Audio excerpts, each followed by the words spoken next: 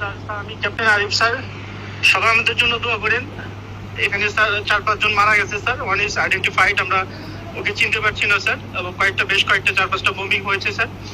আমরা অ্যালার্ট আছি স্যার, আর হয়তো বা কারেন্ট থাকবে না স্যার, একটু পরে will be out of electricity. Sir আমাদের জন্য সবাই দোয়া করেন স্যার, আল্লাহ ভরসা স্যার। আসসালামু আলাইকুম স্যার। আমাদের অবস্থা খুবই খারাপ, এখানে ড্রোন অ্যাটাক হয়েছে, আমাদের 6 জন জায়গায় মারা গেছে। 6 জনের আশঙ্কা খুবই আশঙ্কাজনক। 6 জনের মধ্যে একজন মনে আল্লাহ, আর 2 কতক্ষণ বাঁচে রাখা আল্লাহ জানে। আমাদের এখানে এখন নাই, ফুয়েল নাই, কোনো কিছু নাই।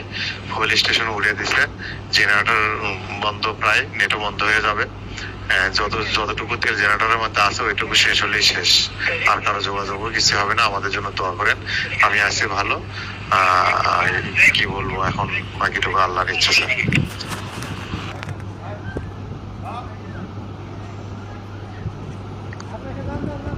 অবস্থা খুব খারাপ। আমি এই ক্যাম্পে আছি, 5 জন অলরেডি মারা গিয়েছে। আমি এই ক্যাম্পে আছি, অবস্থা খুব খারাপ। এই ক্যাম্পে এখন নেটও থাকবে না, কি যে অবস্থা হবে, আমরা বেঁচে থাকতে পারবো কিনা জানি না। যুদ্ধ বিমান দিয়ে আমাদের আমরা নিরাপদ দূরত্বে আছি স্যার, একটা গাছের নিচে আছি স্যার। ঠিক আছে, চারপাশে খেয়াল রাখো।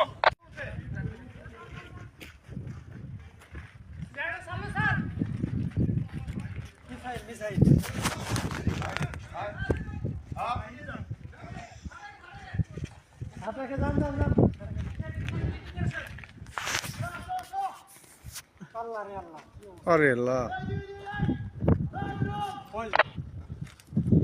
এই যেতে আমাদের পানির পয়েন্ট ঠিক আছে স্যার। পানির পয়েন্ট আমরা নিরাপদ দূরত্বে আছি স্যার, একটা গাছের নিচে আছি স্যার। ঠিক আছে, চারপাশে খেয়াল রাখো।